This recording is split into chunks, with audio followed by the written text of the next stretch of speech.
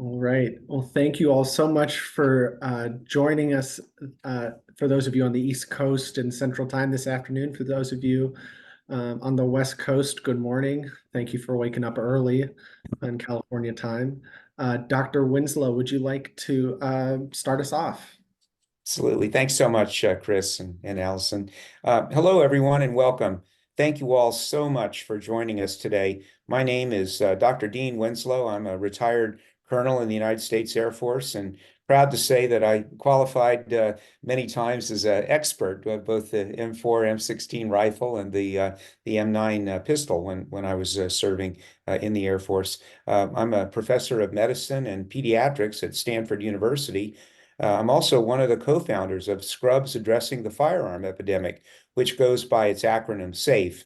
We are dedicated to eliminating the American firearm violence epidemic through research, education, and evidence-based policy. And again, we're a nonprofit organization whose members are U.S. medical students, physicians, nurses, researchers, and healthcare professionals. SAFE is led by 12 board members and our executive director, Allison Volkman. We also, I think, currently have about 70 chapters or more at medical schools throughout the U.S. And I'm joined this evening by a familiar face to many of you who's been to many past SAFE events. It's Christopher Zaro, and, who started the introduction today, and he's a third-year medical student at University of Massachusetts Chan School of Medicine. He's also one of SAFE's national board members and has done a really terrific job in facilitating our virtual events, as well as leading our chapter development efforts. And again, Chris, thanks so much for all you do. Thank you, Dr. Winslow. Thank you so much for the warm introduction, and thank you for helping bring me into SAFE. It's been a pleasure to be here, and really, again, welcome everybody. We so appreciate you all being here. I personally am so excited for this event. I'm so thrilled to be a part of SAFE, and really, this is such a tremendous event for us because we have Greg Jackson, the Deputy Director of the White House Office for Gun Violence Prevention, which was recently created by the President of the United States. For those of you who joined early on, you've heard me say this too many times, but for the duration of this call, just as some housekeeping, please keep yourself on mute. If you have some questions, feel free to put them in the chat. I'm happy to address them, but we appreciate your understanding. And I'd also like to take a moment to passionately acknowledge the support from our silver sponsor, the Center for Gun Violence Prevention at the University of Texas Health in Houston, led by Dr. Jeffrey Temple. And first, as we do at many SAFE events, I just want to get a sense of who's joining us today in the audience and where folks are from. These are questions of asking which part of the country you're from, whether or not you've been to a SAFE event before, whether or not you're a medical student, a faculty member, not related to healthcare, and whether or not you're a member of SAFE or what your affiliation to gun violence prevention more broadly is. Would just love to get a sort of sense of where folks are coming from. Seeing a lot of folks from across the country, which is really wonderful and speaks to how important this issue is across the country and SAFE's breadth across the country as well. Wonderful to see that there are many people who've been to SAFE events before and many who have not. If this is your first time, welcome. I'm sorry to give sort of church arms as I do it, but it's wonderful to see everybody. And really excellent to see both medical students, faculty members, and folks across the healthcare spectrum joining us today. No, it's really wonderful. So let me see here. Okay. And so just to give everybody an idea of how the show will go today, we'll be asking a few questions, and for Greg Jackson, hearing about his relationship to gun violence prevention, but we will take some time to answer some questions as well from the audience. We're grateful that there's such good turnout for this event, and we also want to hear all of your stories and get to know you better. And so hearing your questions, and we appreciate you all filling out our poll. That really helps us to get to know our audience a little bit more. All right. So before Chris and I get to our conversation with Greg Jackson, we first wanted to share an update on something important that we've been working on at SAFE. The primary way that we educate healthcare providers and medical students about the latest research on gun violence prevention is to teach them when and how to discuss firearms with their patients. In 2019, we built an online curriculum that we've distributed to SAFE chapters and medical schools. It's free, posted publicly on our website's homepage, which is, of course, www.standsafe.org. And again, if you go to that site and scroll down a bit, and you'll see clinicians and firearms. And again, we're updating these educational modules, and we'll be ready to reshare them with you in the coming weeks. And again, I think the 3 original ones are good, but these 3 revised ones are even better. We've got a 45-second trailer to share with you now. And again, as we bring this up on the screen, let me be the first to invite you all to become part of helping SAFE share these new tools with your medical institution's curriculum. Hello and welcome to Clinicians and Firearms, a comprehensive course designed to prepare you, the clinician, to promote safer communities and help prevent firearm-related violence. As clinicians, we have a frontline duty. We are entrusted by our communities to provide informed, safe care and prevent injury and disease. Just as we encourage vaccinations to ward off illness, we must promote responsible and safe firearm ownership. We must do better in talking with patients about firearms.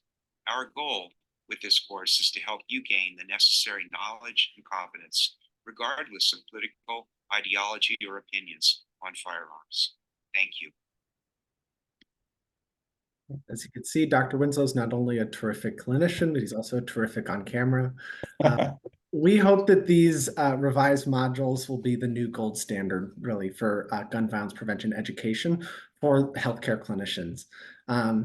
With only about 25% of medical schools currently doing some form of gun violence prevention education in their core curriculum, we have our work cut out for us to get that to 100%, which ultimately is our goal. You can help us by connecting with your medical institutions, curriculum leaders, and deans, introducing them to SAFE.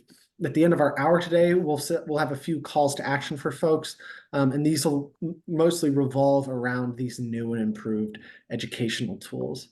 But now for what most of you have come for, to get to our main segment, we'll go to until about 2:45-ish Eastern time with Greg Jackson, and then we'll follow up with some Q&A. If you have questions for Greg, for one of us about SAFE, or just something in general that you'd like to prompt the group with, please just use the question or chat feature, and we'll address them later on. Great. Thanks, Chris. Our honorable guest this evening is Greg Jackson. Greg was appointed by President Biden as the first Deputy Director of the Office of Gun Violence Prevention at the White House. He serves as Special Assistant to the President. He's been a gun violence prevention leader for over 10 years. He's himself a survivor of gun violence, and Greg has led Community Justice Action Fund, a national survivor-led gun violence prevention organization focused exclusively on the impact to Black and Brown communities.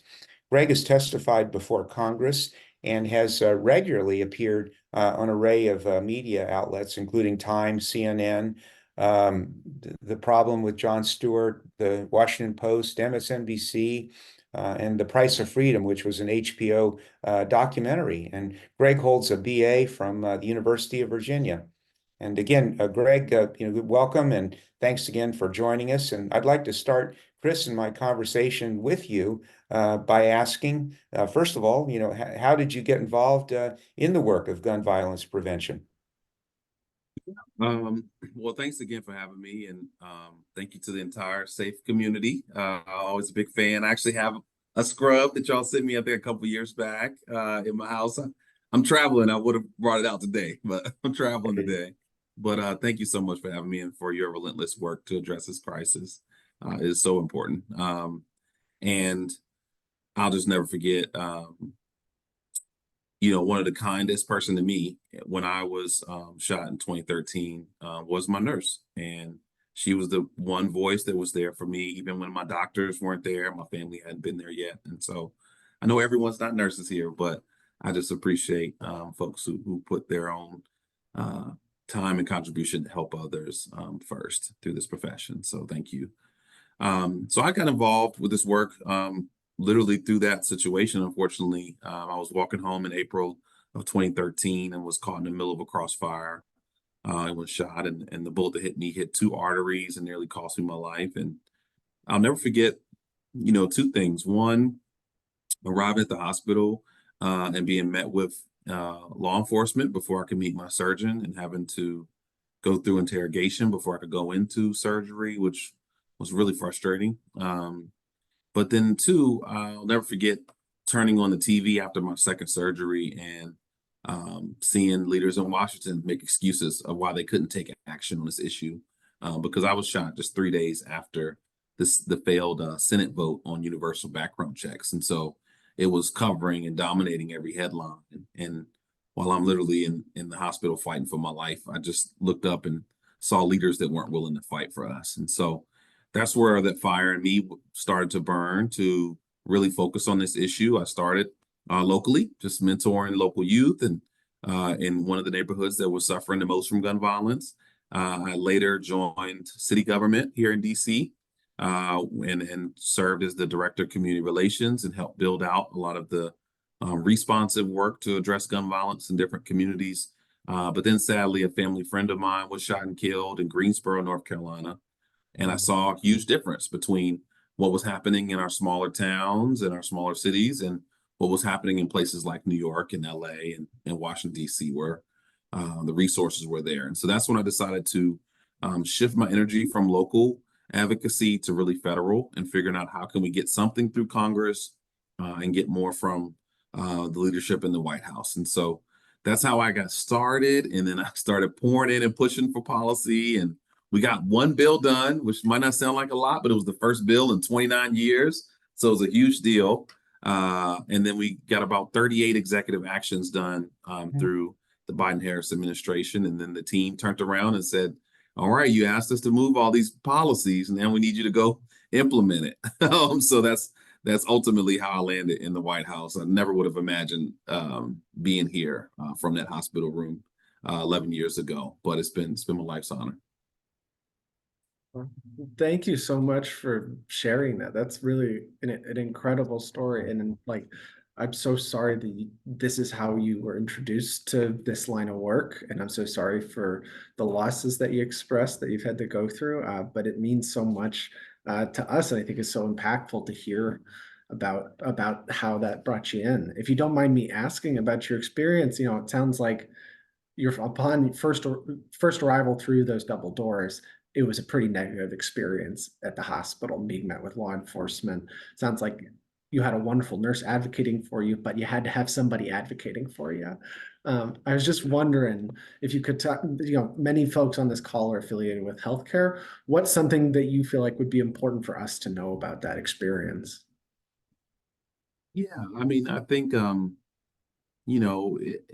my experience in the hospital was probably more traumatizing than when I was shot, to be honest, just because of how I was treated. And I know that's not every hospital. I actually was in 3 different hospitals throughout my recovery, and I had very positive experiences for the other 2. But the first one was tough because this was a community that suffered a lot from gun violence. And I think that team in that hospital was the main recipient of those who have been shot. And law enforcement had a very heavy presence. And I think that was a really frustrating and dangerous situation where the priority was to get the information from the person before you actually give them the treatment. And for me, the bullet hit 2 arteries, so I was bleeding to death while I was trying to explain my whereabouts and my innocence, frankly. And so I think it's just important for healthcare systems to really own that space as much as possible, ensure that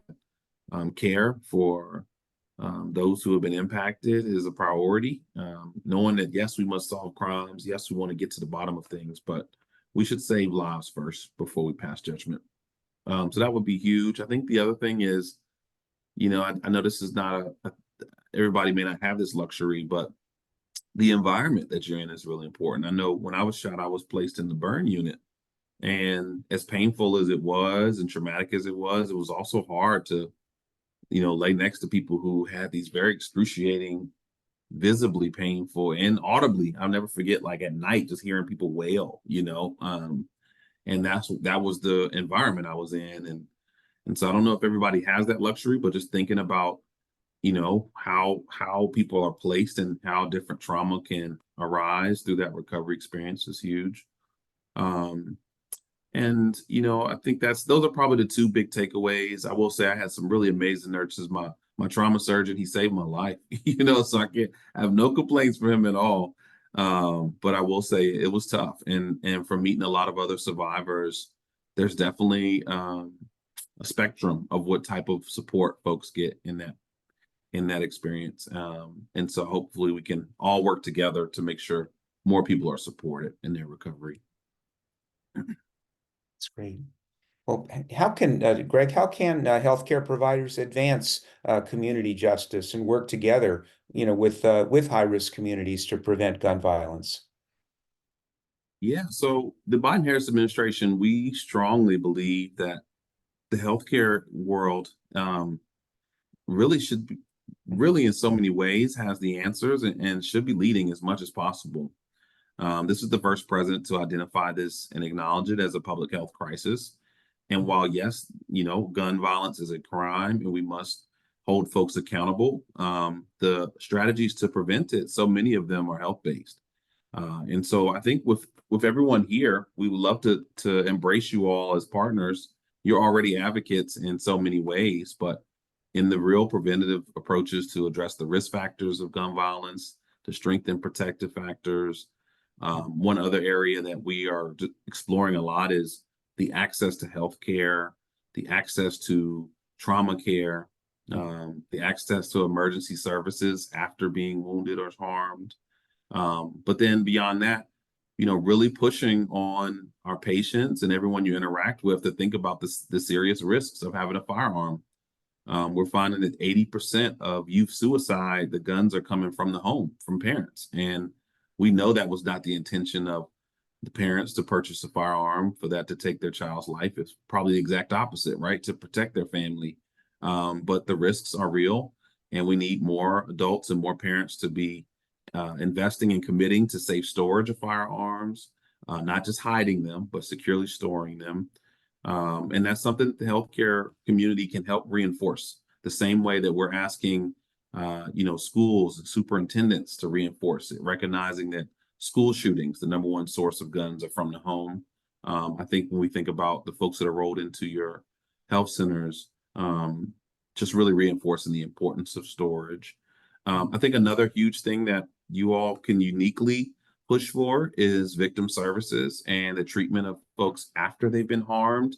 That's something that, the law enforcement world, the criminal justice world, even the activists in the gun violence space often overlook the negative ripple after you're harmed or impacted by violence. And you all, unfortunately, are probably the closest to that experience. And so speaking very clearly about what's needed, what resources should be available, and how to help those that are in need. And I think the last thing is, we're doing a lot of work to push for stronger standards around gun access. And I think just having the health world really reinforce that this is not about, it's not as simple as a Second Amendment right. We can believe in Second Amendment rights and have responsible rules and regulations and policies around gun ownership. But I think the health world, you all have a very special voice in showing people the real damage and carnage that you're seeing every day as a result of this political battle that frankly is not really aligned with, the risks and the opportunity we have to save lives. Yeah. That's great. That's, really very, very nice answer. Very, quite expansive. And I just wondered, we actually, have a little script as you know here, and it sounds like you kind of answered some of the questions already. But Chris, why don't you go ahead and follow up? Okay. Yeah, well, I was sort of wondering, I mean, you've touched on a lot of things that, we at SAFE are really interested in and I, speaking for myself as a medical student, that I've been really involved in. And maybe selfishly, I kind of want to know, what do you think is important for someone like me as a medical student or someone in training, whether that's a medical student, a resident? Physicians are lifelong learners. That's in all their applications. But what do you think is important for us to do to continue to educate ourselves, and how do we maybe learn the most about sort of gun violence prevention, whether or not it's engaging the community or advocacy or anything else like that? Yeah. Well, I've never been a medical student. My grades weren't that good. I almost made it through engineering, wound up in political science. So I know you already have very full plates and are learning so much. I think the thing I would just encourage that maybe glazed over quite a bit is really learning as much as possible about the root causes of violence and the risk factors that lead to that moment. Because I think there's a lot of opportunities to shift behavior or to influence behavior by being healthcare professionals. I know my doctor, she, checks my blood pressure and tells me what to eat, what not to eat, and you need to go work out a little more, and maybe you have to take this pill. But I think recognizing some of those risk factors for heart disease is very similar to the risk factors for gun violence, right? Understanding what people are going through, whether it's anxiety, depression, unstable housing, violent or negative interactions in school or in the home. I think all of those risk factors are important to learn about as a medical student because you do have that opportunity to intervene or to educate or to influence. And before someone decides to pick up a gun to solve their problem, more than likely they've shared their challenges with others. And we're seeing that with school shootings, actually. Over 90% of school shootings, they've already told someone else how they feel and what they're going to do. And it might not have been as intense as I'm going to shoot up a school, but they've already shared their anger and their intent for revenge and their frustration. And so you all are a very trusted voice, while it may be physical or mental. And I think understanding those risk factors that can lead to that moment can really empower you with some opportunities to intervene or at least help massage folks towards resources they need. And as the federal government, we're trying to create as many resources as possible. We just created the 988 Suicide and Crisis Lifeline. We've actually seen 8.6 million calls to that line since it was created in 2022. And so there's obviously a huge need there. And we're going to keep creating resources, but the government is terrible at marketing. So we need you all to help connect the dots for patients and for the folks you work with. Yeah. No, that's really great, Greg. And one point that I've made for even before I think we started SAFE was just that we're so lucky kind of as physicians that we have real high credibility with the American public, no matter which side of the political spectrum folks are on. I think that's one thing that doctors and nurses and other healthcare professionals have. And again, it sounds like you're saying that we really need to basically make our voices heard and make sure we are getting these messages out to our patients and their families. So Definitely. Yeah. Definitely. Chris, go ahead. I'll turn it back over to you for Yeah, I think this isn't one of our sort of pre-questions, but it's really just something that piqued my interest, and because we have a little bit of time. Something that you mentioned it sort of in your biography was that you did spend some time with sort of youth outreach and working with communities there. And in some of your answers, you've talked about working with schools. And so I was wondering, both from like a community level, like personally, even just like enough through a more bureaucratic level, how have you found these conversations and talking about gun violence prevention with youth and adolescents goes? It seems like it's a big concern worrying about child, whether it's like pediatric suicide, worrying about school violence, things like that. I feel like those could be really challenging conversations, and so I'd love to hear more about your experience with that and what you think maybe sort of our broader approaches should be. Yeah, well, it's challenging. I think I don't know about everyone here. I see some young folks like Dean Winslow who are probably in their 20s, but I'm 39. So for me, I know when I was young, we had fire drills, maybe bomb drills sometimes, but mostly just fire drills was like the biggest concern, right, in schools. But now nearly every kid has been through active shooter drills, and we have a whole generation of youth who have reenacted or felt that anxiety or that fear of a shooting, on top of so many youth that have personally experienced this, whether they've lost loved ones, lost classmates, lost friends, or been shot themselves. I mean, I'll never forget, we went to Parkland with the vice president, and we literally walked through the 1200 building with her and the families, and it was still a preserved crime scene. So we saw, everything, the remains of those who were harmed, the seed of the dust from the ceiling after the bullets hit ricocheted, and holes in the walls, and it was terrifying. But I think I say that to say that so many of our youth have really intimately been exposed to this in a way that I think at least my generation older, just don't quite understand.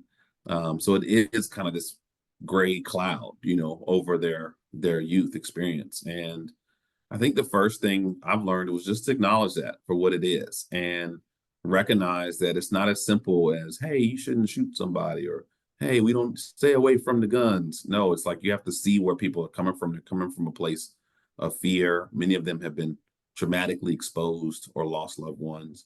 But then from there, a lot of what I've done in the past was trying to show folks other options and show folks a brighter picture. And, it's not always about what you shouldn't do. It's about what you should do, right? Like, here are the good things you can do. Here's the positive ways to deal with conflict. Some of these things you can just laugh off, right? Like, you can de-escalate situations in so many creative ways. And in addition, there's so much life for you to live, and kind of really encouraging them to see different pathways for their future is huge. And that kind of pulls them away from wanting to harm themselves or others when they start to see a broader picture and a brighter world. And so I think that's just really, really important, to see people where they are, especially the younger, identify and connect with their pain and trauma and frankly, the exposure that they have. And then show them other ways to navigate the world, and that it's not all doom and gloom. And just because you have active shooter drills doesn't mean your school is next, right? That you can have a healthy, positive future, and try to quell some of that anxiety is huge. And then I think beyond that, the last piece is we have to teach people, and it's not just youth, it's everyone, about the real risks of firearm ownership, and start to dismantle this narrative that has been pushed in our country that guns are how we solve conflicts, that guns are our first resort to protect your home or to protect your family, when reality, it should be a last resort. And there are way more effective ways to protect your home. There are way more effective ways to protect your family. There's way better ways to protect your body, yourself. And so we have to realize that a lot of the ways that we've moved with firearms has been marketed to us for generations now, and starting to dismantle that through conversation is huge. And even for our youth, it's really, really important for them to see different ways to keep themselves safe, as opposed to having to take lethal action.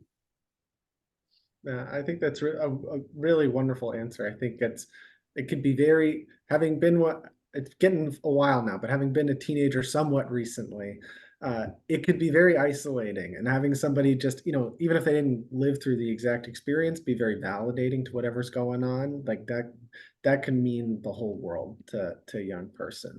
So I really like the idea that sort of being how you want to start any of those interactions. Dr. Winslow, I'll turn it to you. Yeah, great. So I think, again, before we open it up, to everybody for general Q&A. What color is the foam? White? Greg. So anyway, I'm sorry, someone's off mute, it sounds like. So, Greg, what questions do you have for us at SAFE before we open it up to the rest of the audience? Oh, man. Well, I'd be curious. I can't request any type of feedback formally in my title, but I'm just curious to know, are there any opportunities that you're seeing from your vantage point of how we can address this crisis? I think we're pretty aggressively focused on access to firearms and pushing resources towards those who have been most impacted. But I imagine there's some unique things that you're seeing that maybe we should be aware of or can consider in our work. So, Allison, would you like to go ahead and maybe, some thoughts that you have, since you're our awesome executive director and everything, but, again, I know that, we've obviously are thinking about this all the time, and our, main focus, again, has been on, educating, healthcare workers to, first of all, be knowledgeable about firearms, and also kind of, meet people where they are, but also, again, all of the, these aspects of, not just safe storage, but many of these other issues. Allison, would you like to maybe talk a little bit about what your thoughts are?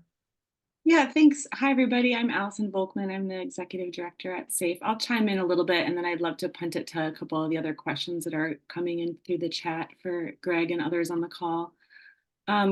I feel like it's so wonderful to have a new office, a central office headquarters in the White House, right, to address this issue.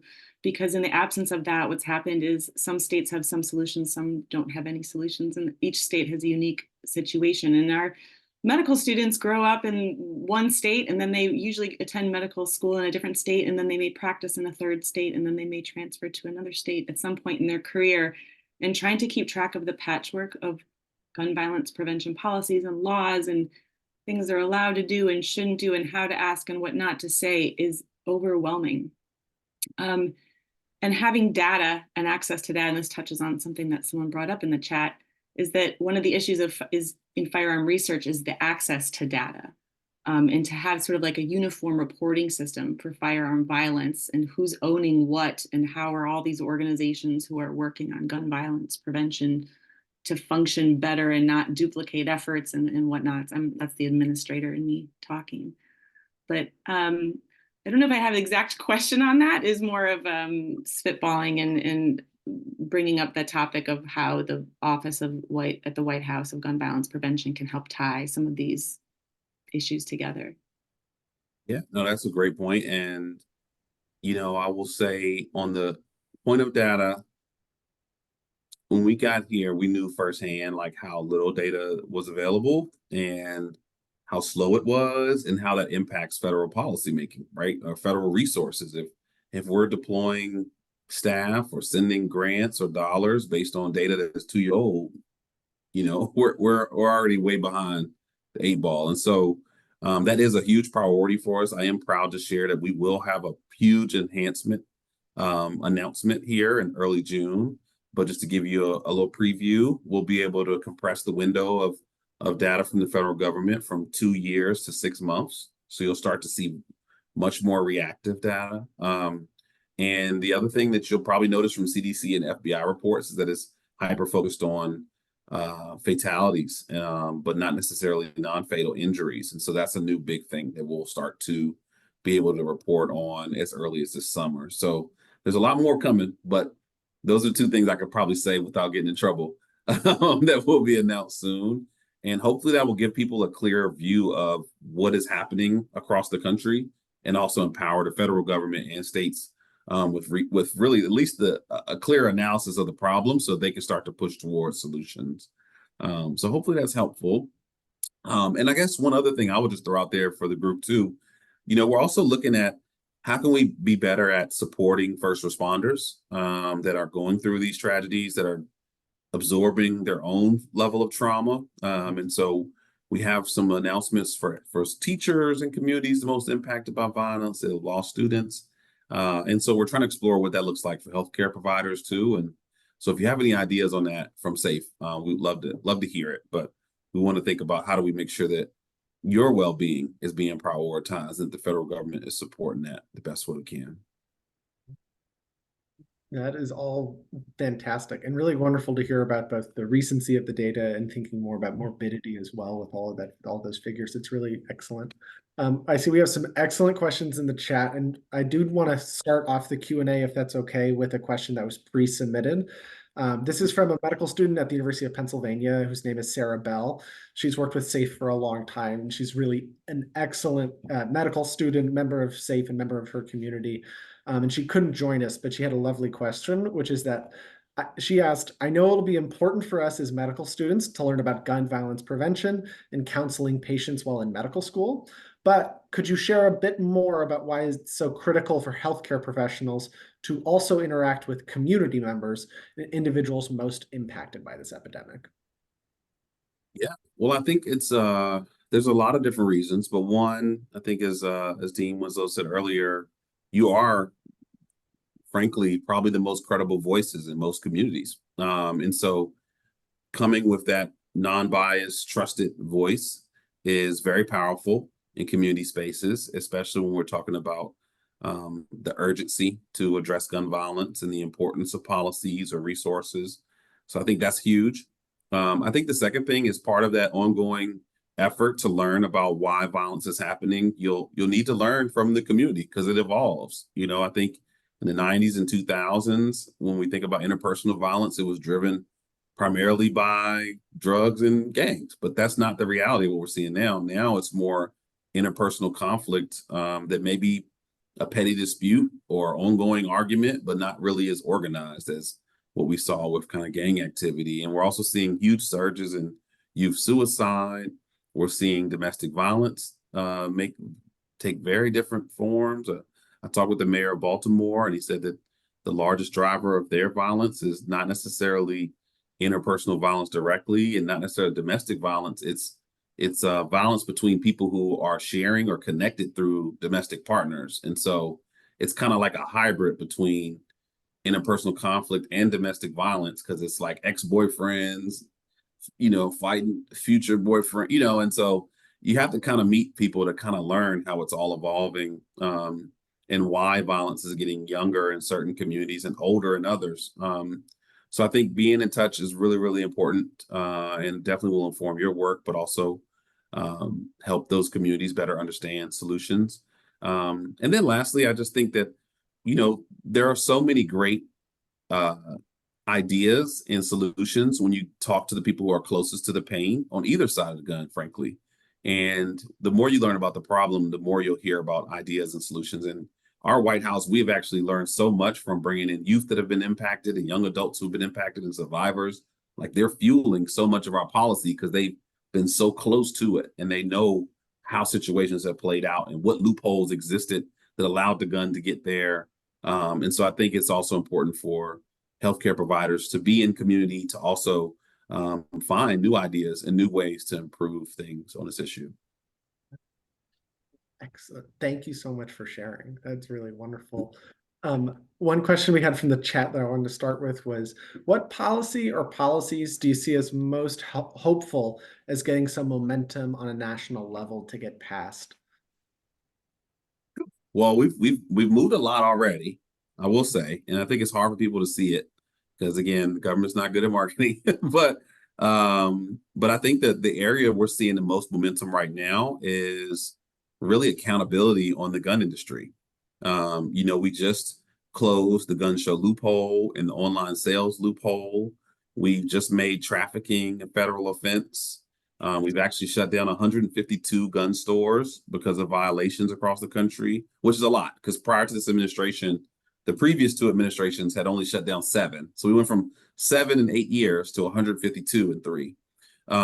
So I think that upstream accountability, 2 ghost gun companies have been shut down. We just saw in, I believe, Pennsylvania, one of the ghost gun companies is being sued and likely going to lose. And so we're watching an era where the entire gun industry is really being held accountable to keeping our community safe and not products that encourage harm or encourage misuse. And I think that's where things are really moving fast. I think the other area that's got a lot of momentum is resources for victims. There's a few bills in Congress that are focused on services for victims, recognizing that we don't have enough dollars and enough therapeutic resources and healthcare resources for the number of people that are being injured and harmed and killed. And so I think that's another area where we'll see some strides in. I do think some of the larger pushes for like assault weapons ban and high capacity magazine bans, those are going to be really, really tough to push through in this climate, but we're going to be relentless in that. And I know there are a lot of states that are moving forward, like Colorado, for example, has just passed an assault weapons ban in the House side. So we're fired up to see what happens locally while we continue to keep pressure on folks federally. Yeah, that's terrific. You ought to think about doing a little bit of the marketing. That was a pretty good pitch. Thanks. One of the other questions I thought was great was what it was asking, do you feel like a public health injury control approach would be an effective role for medical professionals? So for example, the risk of suicide is distributed geographically, but not demographically. Suicide risk is highest in Native Americans and older white males. These groups have risk factors that can be surveyed, such as divorce and financial loss. Should healthcare focus on resources on groups that are high risk, as we do for other conditions?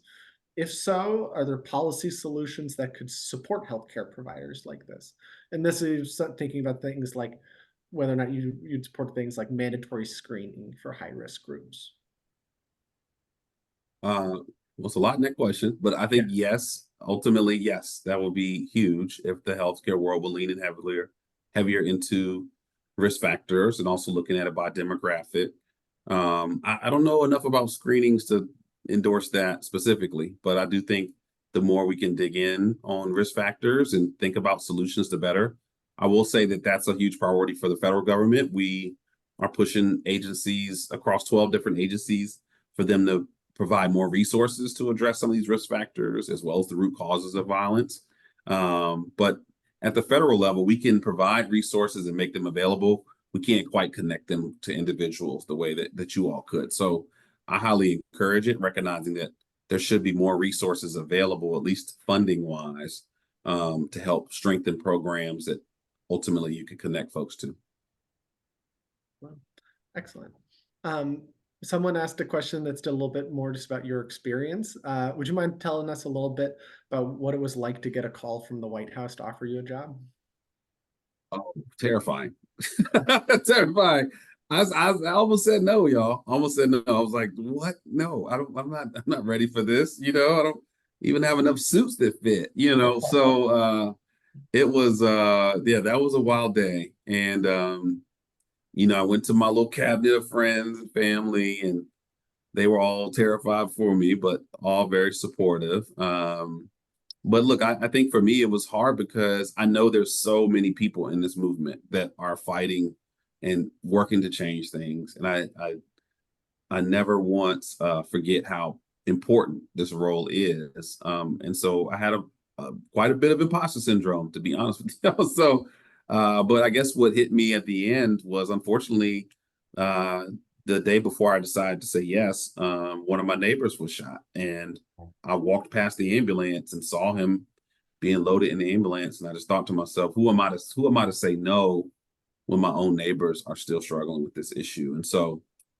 I decided to say yes, but I committed to doing this under the condition that I am a bridge for the broader movement, that I'm not the decision maker or the sole authority. And obviously I'm the deputy, so I'm not even at the top of the org chart, but I really see myself as a bridge or a connector between the White House and so many activists and service providers and leaders across the country. And so that's what got me to say yes. Still get nervous all the time. Sometimes I look in the mirror like, what are we doing? But then I turn around and look at our progress, and it's very affirming. So yeah, that's how it's been for 226 days. But who's counting? Oh, that's terrific. And one question that folks have asked that I think is, well, first of all, if you look in the chat, there's folks who are talking all about what they've been doing at their institutions. Folks at Michigan's PPGV got a mandatory gun ownership screening integrated into their electronic medical record system. Folks at all sorts of different hospitals have been doing a lot of really wonderful work. There's folks here working with Brady and with other larger organizations. And it seems like individually at all these places, folks are doing a tremendous amount of incredible work. But one question that sort of has arisen from all of this is asking, how can all the folks working in this space better combine our efforts? There's a person here who works with Brady and is doing great work there, and specifically with This Is Our Lane and End Family Fire in terms of addressing this as a public health issue. But there's also, of course, groups like SAFE. Do you have thoughts on how all these terrific groups can maybe work better together? Yeah, I mean, I think we are doing way better than we think. And we got to give ourselves some credit that all of your work is adding up. And you have a champion in the White House that's pushing major policy, but we see communities all over the country that are making tremendous strides. And that's why we saw a 13% reduction in homicides last year. That's why we're on pace this year for a 20% reduction. It's because of the collective strength and effort. But I do agree we could coordinate more. And I think it's a matter of doing things like this, convening, coming together, being intentional about coming together and figuring out how can we creatively share best practices and ideas. And while I'm at the White House, they always make fun of me. I'll keep bringing in all these people, but I'm trying my best to get as many people there to convene in creative ways, whether it's bringing together CEOs or bringing together youth survivors or bringing together. We had a convening earlier this week with Grammy award winning, actually not the artist, but the committee that decides who wins the Grammys. I don't know enough about music, but we brought them in and we talked about this issue and how the role that they have, right? And so we are trying to be as creative as possible, bringing folks together with just the idea of sharing best practices and reinforcing what's working. And I think this community should continue to do the same. And I think that's really the special sauce, is that we all have very innovative contributions to this issue. And there's no single answer. I mean, that's the beauty of a public health approach, is that there's multiple risk factors. That means there's multiple protective factors. That means there's all types of solutions that can strengthen the good and tear down the bad. And so I think that's what it's going to take, just like every other health crisis we've been through. You've touched on this a little bit, but I guess what I'd also wonder is, now that you've been at this incredible position at the federal level, since being in this position, how has your perspective changed? You know, it's nice to hear the optimism and feeling good that, you know, we've done some tremendous work, and that's really true. But, you know, even besides the incredible legislation and work that you've done, how has your perspective on this crisis changed? Yeah, I mean, you know, on the negative side, we see it all, right? And it's just terrible, frankly, what so many folks are going through, whether it's police officers in Charlotte or a 2-year-old in Grand Rapids, Michigan, right? Like, there's just so many tragedies that are happening every single day. And so that's not lost on me at all. And that's really hard to be exposed to be frank. On the reverse side, though, I'm learning that while each tragedy is different and while each conflict is different, there's also a lot of similarities. And frankly, if I could clump it into one thing, it's very obvious that we have people that are in crisis that have access to a firearm. And if we can think about all the innovative ways we can support those who are in crisis and either help them navigate it in a healthy way or prevent that moment of crisis in the first place, that can save lives, whether it's a hate-filled attack, whether it's a domestic dispute, whether it's suicide. And on the other side, the access to guns in those moments of crisis, again, that's another concrete thing that we can work on. How do we create more time and distance between that moment of crisis and grabbing the firearm? And so seeing it show up, seeing gun violence show up in all its forms in some ways has kind of simplified it a little bit, and allowed us to think about those two core problems, and then how do we create tons of policy changes and solutions to address those two pieces. I think the last thing I'll just share is that there's way more progress happening than we are privy to. I mean, the media is just, they are not out to tell the news. They're out to sensationalize. And so I guess from where I'm sitting, I get to see a lot more of what's happening and really appreciate all the momentum. And I have a little list here I can read off, I guess, before we log off here. But there's just a ton of things moving that is extremely inspiring. And a lot of the biggest policy changes we made have not even been fully implemented yet. So I'm 1,000% confident that 2026, 2028 is going to be a much safer America than 2024. We just need to get to that point. And sadly, we're going to lose some folks in the process. But I'm very encouraged by the future, knowing all that we're doing now. That really is wonderful to hear. It is. And I do share that optimism, really, especially since my time at SAFE. A lot of that optimism has grown. Dean, I'll pass it to you. Great, yeah. Well, first of all, Greg, before we, thank you. I'd actually also, again, I don't know if you actually, ever meet President Biden in person, but, I've actually known him for, gosh, probably 40 years. I'm from Delaware, and I was the state air surgeon of the Delaware Air National Guard for about 16 years. So, again, very, very glad that President Biden, has made gun violence prevention and, a real priority. I think, it's taken a lot of courage and, so anyway, please pass that on.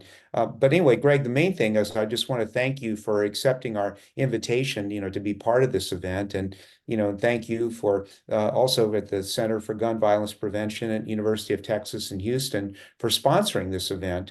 And Chris, thank you for, your facilitating in just such an admirable way, the discussion today. And again, just really, really appreciate it. Back over to you, Chris. Oh, well, thank you very much, Dr. Winslow. And again, Greg, thank you so much for joining us. Just as we part, I do want to say at SAFE, we always end our events with a quick invitation to donate, followed by an opportunity to help us with this important work. Please consider supporting SAFE with a donation. You can click donate at our website, www.standsafe.org. It allows you to make a one-time donation or to set up a small monthly amount to donate. I believe Allison will put the link in the chat as well. Great. I have one thing. Can I share my list for you all? Please. Okay. It's kind of exciting. Are y'all ready? Okay. All right. So this administration, this is the first president to name gun violence as a public health crisis. We passed the first law on gun violence in 30 years. We created the first ever White House Office of Gun Violence Prevention. We created the first ever Red Flag Resource Center. We created the first ever Community Violence Intervention and Prevention Initiative. We created the 988 Suicide and Crisis Lifeline. We created the first gun violence emergency response effort like FEMA. We created the first ever White House state policy agenda to reduce gun violence. We acknowledged and created the first Community Violence Awareness Week. We created the first comprehensive guide to secure safe storage. I'm only halfway done, y'all. This is the first president to crack down on ghost guns, the first president to make gun trafficking a federal offense, the first president to release a national suicide prevention strategy focused on firearms, the first president to reform gun exports in decades. We appointed the first ATF director after a 6-year vacancy. We have the first CDC director to name gun violence as a public health crisis and roll out a whole division on it. Conducted the first analysis of gun trafficking in 20 years. We are currently working on the first reform of crime victims funds in 40 years. We just completed the largest expansion of background checks in 30 years, closing the gun show and the online sales loophole. We made the largest investment in youth mental health in American history, the largest investment in community violence intervention in American history. We shut down more rogue gun dealers than any president in the last 20 years. And the rest of these I can't tell because they haven't happened yet. But there's more coming. But this is a huge list, y'all. And so it's like, as tough as it is out there, so much has changed in 3 years, and it is going to have a huge ripple on saving lives. It already has in so many ways. So I know it's hard, but I hope you're encouraged. I hope you're excited. I hope you can bring a little bit of extra light to those you serve and those you support. And if nothing else, you now know me, and I'm here working on this every day. So if I'm positive, seeing the worst of it, hopefully you can be positive in your respective communities. But thank you again, Safe. Appreciate you all so much. Great. Thanks again, Greg. Appreciate it. I guess before we let the rest of our wonderful audience go, I was, first of all, Chris, thanks for asking folks to donate. And we also have an action packet, for you to do. And Allison will, put that in the chat as well. And again, some of the things, in the action packet are some tools, to help you, number one, putting on a, grand rounds, together at your med school. I think, that could be something that, that you all can do. Putting up safe storage flyers in clinics after getting permission, of course, from clinic leadership. Hosting a watch party with our updated education modules, when they come out later this month. And then also, I think really, really important and something that my wife, who's the president of SAFE, Dr. Julie Parsonette, has been very much involved with, is getting your institution to embed firearms education, into their core curriculum. And again, we're also working with AAMC to do that. And Greg, again, thanks so much, and thank you for the Center for Gun Violence Prevention at University of Texas, Houston, for sponsoring this event. Okay, so again, thanks again, Greg, and turn it back over to Chris and Allison. So. Well, Okay. there's nothing more from me. I just want to thank everybody again, especially to Greg Jackson. Really, just such a highlight of the year for us. It's so wonderful to have you join, and really means so much to us. I know how busy you are. Allison, anything else? Thank you, everybody, for joining us today. Have a wonderful weekend, and we'll be in touch with links that we shared this on the chat. Thanks.